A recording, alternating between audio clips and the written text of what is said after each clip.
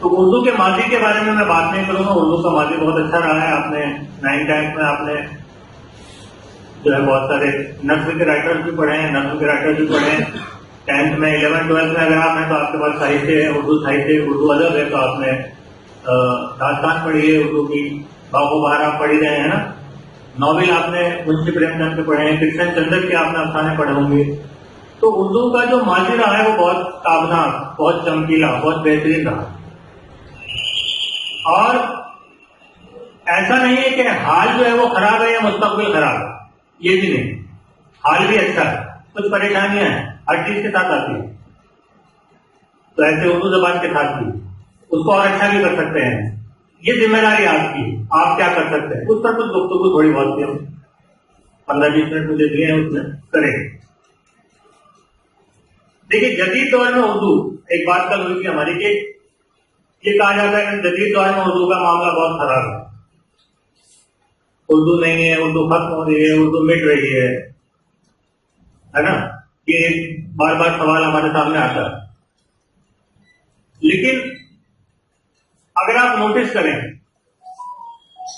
कि उर्दू दरअसल मिट नहीं रही, मैं उल्टी बात कह रहा हूं। उर्दू हर जगह है। आप रेडियो ऑन कीजिए, चाहे आप आकाशवाणी ऑन कीजिए, चाहे आप विविध भारती ऑन कीजिए, चाहे आप लोकल FM चैनल ऑन कीजिए, बगैर उर्दू के किसी भी रेडियो जॉकी का एक जुमला मुकम्मल नहीं होता, एक भी जुमला। जब आप आकाशवाणी खोलते हैं, अगर आप गाने सुनते हैं पुराने, तमाम उर्दू जबान में। हवा महल सुनते हैं, उसका अफसाने कहानियां आती हैं। अब आजकल तो रेडियो का सिलसिला कम हो गया, लेकिन कुछ लोगों ने अगर सुना हो, नहीं सुना तो आप बोलिए, हवा महल बहुत अच्छा प्रोग्राम आता है। आपको कोई अफसाना, कोई कहानी ऐसी नहीं मिलेगी जिसमें जब नरेट की जा रही होती है, वहां पेश किया जा रहा होता है वो रेडियो अफसाना जिसमें उर्दू के अल्फाज ना हो और केवल हिंदी हो, मुमकिन नहीं। तो रेडियो पर उर्दू है। आप टीवी खोलिए, उर्दू के बगैर काम ही नहीं। आप चाहे फिल्में देखें, आप चाहे टीवी सीरियल देखें, आप चाहे न्यूज देखें और आप चाहे डिबेट देखें, सब जगह उर्दू। OTT आ गया आजकल। मैं आपकी जनरेशन की बात कर रहा हूं। OTT समझते हैं ना, जो सब समझते हैं। ओवर द टॉप ऐसा कुछ नाम है ना, OTT क्या नाम है? ओवर द टॉप, सबसे ऊपर है क्योंकि उसको कोई रोक नहीं सकता। सैटेलाइट से आ रहा है, सीरीज आ गई है, उसमें भी आप जो डायलॉग सुनेंगे वो उसमें भले ही आजकल गंदगी आ गई है, गालियां आम हो गई, वो सब इसलिए हो रहा है क्योंकि कुछ चीजों का मामला गड़बड़ हो रहा है। लेकिन जो बुनियाद है वो उर्दू। तो OTT पे आप जाएंगे उर्दू। यूट्यूब पर आप कंटेंट देखिए, किसी भी यूट्यूबर का कंटेंट देख लीजिए, किसी भी किस्म का कंटेंट देख लीजिए, चाहे वो साईफाई है, चाहे वो किसी प्रोडक्ट का रिव्यू कर रहा है, या वो फैमिली चैनल है, उर्दू का इस्तेमाल किए बगैर काम नहीं चलेगा। मुशायरों में तो जाहिर सी बात है कि, लेकिन आप अगर कभी सम्मेलन देखें तो वहां भी आप देखेंगे कि हिंदी के कवि उर्दू का इस्तेमाल कर रहे हैं। विशुद्ध हिंदी कविताएं आपने बहुत कम सुनी होगी। जोधपुर में ड्रामे होते हैं, स्टेज प्ले होते हैं, जाना चाहिए आपको। आपके कभी अखबार में आए तो आपको प्ले देखने जाना। तो जितने भी स्टेज प्ले होते हैं मैक्सिमम सब जगह आपको उर्दू मिलेगी। इसके अलावा हमने बात की, अब हिंदी अखबार देख लें, हिंदी अखबारों की हेडिंग देख लें, आपको विशुद्ध हिंदी हेडिंग भी नहीं मिलेगी। अखबारों में भी आपको उर्दू, कचहरी में उर्दू, पुलिस थाने में उर्दू, कोई ऐसी जगह नहीं है जहां उर्दू नहीं। फिर लोग दिखाने की वजह क्या है? उर्दू अब देखी नहीं जा रही, उर्दू सिर्फ सुनी जा रही। यानी उर्दू जबान का रस्मुल खत खत्म हो रहा है। उर्दू को भी हिंदी जबान में या फिर हम इंग्लिश में लिखते हैं, रोमन में लिखते हैं। मसला सिर्फ ये बहुत बड़ा मसला। तो उर्दू नहीं जा रही कहीं, लेकिन उर्दू का रस्मुल खत जा रहा है। और देखिए, रस्मुल खत किसी भी जबान की शिनाख्त होती है, पहचान होती है। ये एक तरह का जिस्म है। रूह को किसने देखा? जिसम सामने नहीं होगा तो मामला बिगड़ जाएगा। और जब किसी कौम की जबान की शिनाख्त खत्म हो जाए, उसकी पहचान खत्म हो जाए, तो ये यकीन जानिए कि वो कौम भी खतरे में पड़ जाती है। आपको ये जानकर शायद ताज्जुब होगा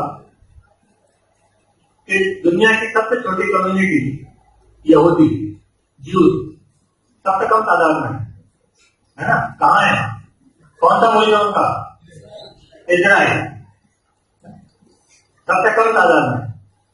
उनकी जो नेटिव लैंग्वेज है, मादरी जबान, मातृभाषा, कौन सी है? हिब्रू। दुनिया में सबसे कम तादाद में लोग हैं, लेकिन उन्होंने अपनी जबान को जिंदा रखने के लिए उसूल बना रखा है कि हर यहूदी एसेंशियली हिब्रू जबान जरूर सीखेगा। दुनिया में कौन बोलता है हिब्रू जबान में? बोलता है? कोई नहीं बोलता, सिर्फ यहूदी ही जानते हैं, वही आपस में बोलते हैं। लेकिन अपनी जबान को जिंदा रखने के लिए ये उन्होंने जबान में मोहब्बत, जबानें ऐसे जिंदा रखी जाती है।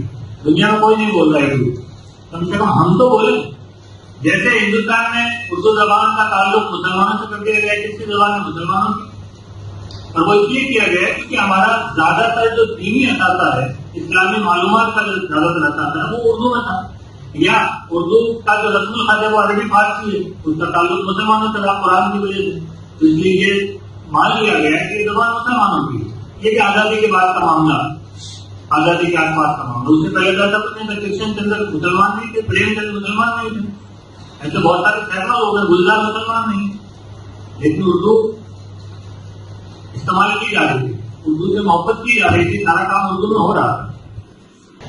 जैसे मैंने कहा कि हमारी जिम्मेदारी सबसे बड़ी है, और ये हमारी जिम्मेदारी इसलिए भी है क्योंकि देखिए दीन का जो जितना बेस मैक्सिमम असासा है वो उर्दू जबान में, हालांकि ट्रांसलेशन हो रहे हैं।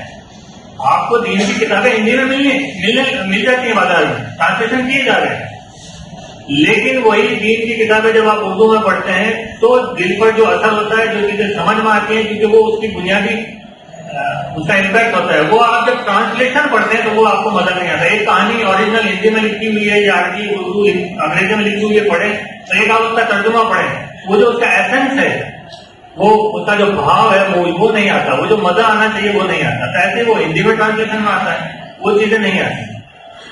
तो इसलिए अब उर्दू को हम कैसे अपनी जिंदगी में फरोग दे सकते हैं, छोटी छोटी बातें करके, उस पर अगर हम गौर करें। आजकल होता क्या है, अमूमन जैसे उस्ताद हैं, टीचर्स, मैं भी एक टीचर हूं और जो दूसरे बहुत सारे टीचर्स हैं, वो खुद भी उर्दू रस्मुल खत का इस्तेमाल कम करते हैं। तो ये चीज नहीं होनी चाहिए। अब आप तालिब इल्म हैं, मैंने बहुत सारे बच्चों को देखा है जो उर्दू के नोट हिंदी में लिखते हैं, उर्दू के नोट हिंदी में लिखते हैं। मैंने बीएड वाले बच्चों को देखा, ना आपकी राइटिंग सुधरेगी, ना आपका इंग्लिश सुधरेगा, ना सारा कुछ सुधरेगा। तो वो कहता है हमें क्या करना, मतलब गोली तो बनाना है, आरपीएससी में जाकर लिखना थोड़ी। देखिए जबान का मामला मैं अपने स्टूडेंट से कई बार कहता हूँ, आपसे मैं कहता हूँ, जबान का मामला ऐसा है जैसे मोटरसाइकिल चलाना सीखना या साइकिल चलाना सीखना। अगर आप मोटरसाइकिल बाइक चलाना सीखना चाहते हैं तो आप उसकी किताब नहीं लाते, किताब पढ़कर क्या बाइक चलाना सीखा जा सकता है? देख सकते हैं क्या? आप किताब ले आए, आपको कोई लिखकर दे दे साहब बाइक कैसे चलानी है, साहब बाइक कैसे चलानी है, आप उसको एक टाइम करके बैठ जाइए, उसके बाद आप सब किक मारिए, उसके बाद आप क्लच दबाइए, फिर आप देखेंगे कि आपकी एक पैर में गियर है, फर्स्ट गियर उसको दबाइए, फिर आप धीरे धीरे रेस दीजिए, हल्के हल्के क्लच छोड़िए, गाड़ी धीरे धीरे आगे बढ़ेगी, थोड़ी आगे चल जाए, फिर क्लच दबाइए, फिर सेकंड गियर में डाल दीजिए, फिर आगे बढ़िए, कैसे बढ़े। तो आप इसको 20 बार बढ़े, 50 बार बढ़े, इसको याद कर लें, इसका ताबीज बना के गले में डालें, आप गाड़ी चलाना सीख सकते हैं। क्या करना पड़ेगा? गाड़ी पर बैठना पड़ेगा, गाड़ी पर बैठना पड़ेगा, बच्चे खाने पड़ेंगे, है ना भाई। आपको उसको बैठना पड़ेगा और उसको अमली तौर पर चलाने की कोशिश करनी पड़ेगी। और इस कोशिश में क्या होता है, हो सकता है आप 2-3 बार गिरे, आपको चोट लगे, आप 2-4 लोगों को चोट लगा दें, लड़कियां स्कूटी चलाती हैं, देखती है ना, सही बात है। ये मेरी बेटी बैठी है,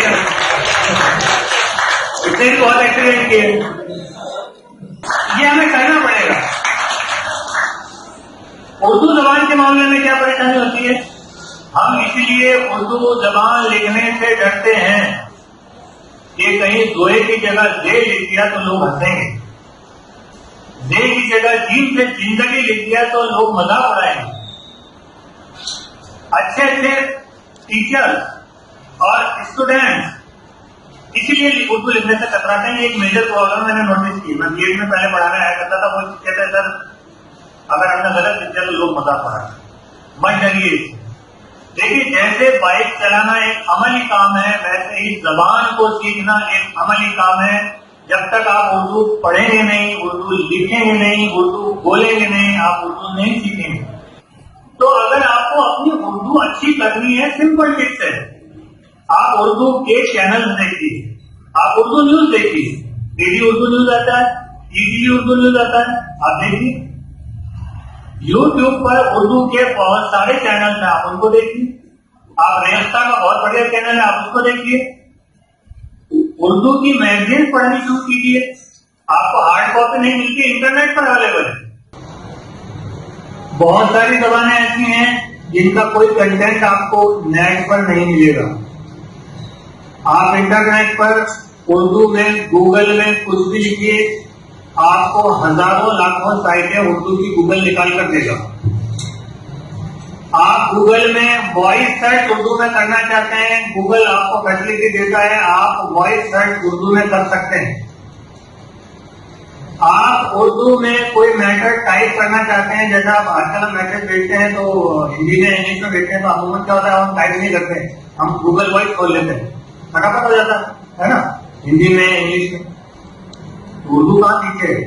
और मैंने ये नोटिस किया है, क्योंकि मैंने बहुत सारे मज़ामीन उर्दू में गूगल वॉइस में टाइप किए, हिंदी से ज्यादा बेहतर रिजल्ट आपको उर्दू का मिलता है। तो उर्दू में आप वॉइस टाइप कीजिए, उर्दू में आप सर्च कीजिए, लिखकर सर्च कीजिए। गूगल का एक ऐप है ट्रांसलेशन वाला, आप किसी जबान में लिखिए, उर्दू में ट्रांसलेट कीजिए, उर्दू में लिखिए, किसी जबान में ट्रांसलेट कीजिए। और इसी ट्रांसलेशन ऐप में एक बहुत अच्छा फीचर और है, आपको कोई भी टेक्स्ट मैटर लिखा हुआ है कहीं किताब में या आपने हाथ से लिखा है, आप चाहते हैं ये टाइपिंग में आ जाए मेरे पास सॉफ्ट में, स्कैन करने का ऑप्शन है। इतना बेहतरीन ऑप्शन उस ट्रांसलेशन वाले ऐप के अंदर है कि मान लीजिए आपको किताब से कोई नोट टेक्स्ट मैटर में कहीं देखने हैं, आपने उसको एडिटिंग करनी है, आप खाली उसको स्कैन कीजिए, ओके कीजिए, वो जो पेपर प्रिंटेड है वो टेक्स्ट मैटर में आपके सामने आ जाएगा। अब आप चाहे उसको कहीं भेजें, चाहे उसको यूज करें, चाहे उसमें एडिटिंग करें। आप लोग व्हाट्सएप चलाते हैं, हिंदी में लिखते हैं या इंग्लिश में लिखते हैं, उर्दू में लिखना शुरू कीजिए। तो आप व्हाट्सएप पे कोशिश कीजिए उर्दू में लिखिए। फेसबुक चलाते हैं, उर्दू में मैसेज लिखिए। इंस्टाग्राम चलाते हैं, उर्दू में मैसेज लिखिए।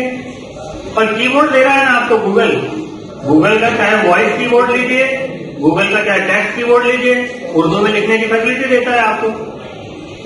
इस्तेमाल तो हमें करना पड़ेगा। अगर हम ये कहते रहेंगे हमारी जबान मर रही है, मर रही है, मर रही है, मर जाएगी एक दिन, कहने से काम नहीं चलेगा। अब ये जिम्मेदारी आपकी है। इसके अलावा उर्दू में अगर आपको कोई प्रॉब्लम आ रही है वर्ड मीनिंग की, एंड्रॉइड एप्लीकेशन बहुत सारी डिक्शनरीज हैं, आप उर्दू में लफ्ज लिखिए, इंस्टेंटली आपको उसके मीनिंग वहां मिल जाएंगे। उर्दू की किताबें आपको पढ़नी है, उर्दू की मैगजीन पढ़नी है, उर्दू के अखबार पढ़ने हैं, सारे के सारे ऑनलाइन अवेलेबल हैं, आप पढ़ सकते हैं। उर्दू के ढेर सारे ब्लॉग अवेलेबल हैं, आप उस पर पढ़ सकते हैं। ये सारी चीजें आपकी जनरेशन की हैं, इसलिए मैंने मेरी उसको चेंज करते हुए मैं आप तक उसको बताने की कोशिश कर रहा हूं। ये काम आप लोग कर सकते हैं। तो मुझे उम्मीद है कि यूज करें सब लोग उर्दू का कीबोर्ड, और उर्दू अपने सोशल मीडिया अकाउंट पर इस्तेमाल करना शुरू करेंगे। कितने लोग करेंगे? किसी तरह की परेशानी इसमें आपको आती है, अपने टीचर से, अपने उस्ताद से पूछिए, उनसे कॉन्टेक्ट कीजिए, वो आपकी इसमें रहनुमाई करेंगे। उर्दू लिखने में शर्माना नहीं है और बोलने की प्रैक्टिस भी शुरू करें। आपस में उर्दू जैसे इंग्लिश वर्ड हम बोलने की कोशिश करते हैं, ऐसे उर्दू अल्फाज भी आप बोलने की कोशिश करें और आप यकीन जाने कि आपकी शख्सियत निखरेगी। जब आप उर्दू बोलना शुरू करेंगे तो लोग आपको संजीदगी से सुनना शुरू करेंगे और कहेंगे ये लड़का ये लड़की बहुत अच्छा बोलता है, बहुत अच्छी बोलती है। ठीक है, थैंक यू।